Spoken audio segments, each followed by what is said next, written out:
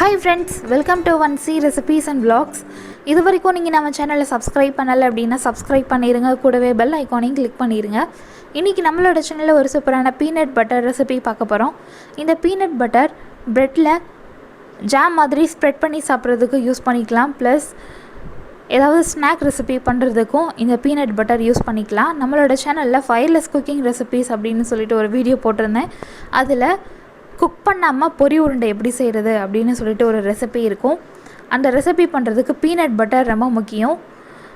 அந்த peanut butter இருந்தால் தான் அந்த பொரி உருண்டை பண்ண முடியும். ஸோ இந்த மாதிரி ஹெல்த்தியான ஸ்நாக் ரெசிபி பண்ணுறதுக்கு இந்த பீனட் பட்டர் ரொம்பவே ஹெல்ப்ஃபுல்லாக இருக்கும். இப்போ இந்த பீனட் பட்டர் பண்ணுறதுக்காக ஒரு ஃப்ரை பேனில் 1 கப் அளவு பச்சை வேர்க்கடலை ஆட் பண்ணியிருக்கேன். இப்போ இந்த வேர்க்கடலையை அந்த பேனில் நல்லா வறுத்து எடுத்துக்கணும். அந்த தோலோட கலர் நல்லா மாறி தோல் நல்லா உறிஞ்சு வரும். அந்த ஸ்டேஜ் வர வரைக்கும் வறுத்துட்டு ஃப்ளேம் ஆஃப் பண்ணிடுங்க. இப்போது அதை ஒரு கிணத்துல கொட்டிடலாம். அது நல்லா ஆறின பின்னாடி கையிலேயே அந்த பருப்போட தோல் நம்ம உரிச்சிடலாம். இப்போது ஆறின பின்னாடி அந்த தோல் உரிக்கணும். ஆறுறதுக்கு முன்னாடி உரிச்சிங்கன்னா ரொம்ப சூடாக இருக்கும். அதனால் ஆறின பின்னாடி தோல் உரித்து இப்போது அந்த பருப்பை ஒரு மிக்ஸி ஜாரில் சேர்த்து ஃபஸ்ட்டு நம்ம பல்ஸ் மோடில் ஒரு ஃபியூ செகண்ட்ஸ் கொரப்பாக அரைச்சி எடுத்துக்கலாம். அந்த எல்லோ கலர் பட்டன் தான் பல்ஸ் மோட்கான பட்டன்.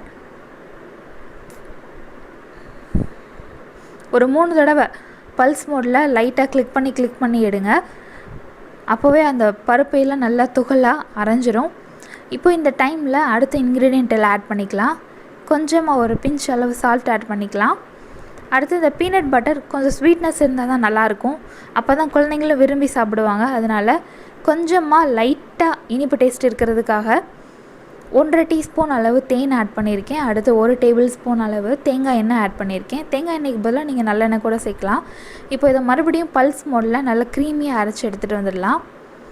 பாருங்கள், நம்மளோட பீனட் பட்டர் சூப்பராக ரெடி ஆயிடுச்சு. இதில் நம்ம கொஞ்சமாக கொக்கோ பவுடர் சேர்த்தோம் அப்படின்னா அது வந்து நியூட்டெல்லா அப்படின்னு சொல்லிடலாம். பாருங்கள், இந்த அளவு க்ரீமியாக இருக்கணும். இப்போது இதை ஒரு ஏர்டைட் பாக்ஸ் அல்லது இந்த மாதிரி கண்ணாடி ஜாரில் ஆட் பண்ணி க்ளோஸ் பண்ணி ஃப்ரிட்ஜில் வச்சுக்கலாம். அப்பப்போ தேவைப்படும் பொழுது எடுத்து ப்ரெட்டில் தடவி சாப்பிட்றதுக்கோ அல்லது ஏதாவது ஸ்நாக்ஸ் பண்ணுறதுக்கோ யூஸ் பண்ணிக்கலாம். ரொம்பவே சூப்பராக இருக்கும். கிட்ஸுக்கும் நீங்கள் கொடுக்கலாம். ரொம்பவே நல்லது. ஒரு நல்ல எனர்ஜி தரக்கூடிய ரெசிபி அப்படின்னு சொல்லலாம். இனிமேல் பீனட் பட்டர் கடையில் போய் வாங்க தேவையில்லை. இந்த வீடியோ பார்த்த பின்னாடி வீட்டிலேயே இனிமேல் நீங்கள் ட்ரை பண்ணலாம். ரொம்பவே சிம்பிள், ரொம்பவே ஹெல்த்தியான ஒரு ரெசிபி. இந்த வீடியோ உங்களுக்கு பிடிச்சிருந்தது அப்படின்னா இந்த வீடியோக்கு ஒரு லைக் கொடுங்க.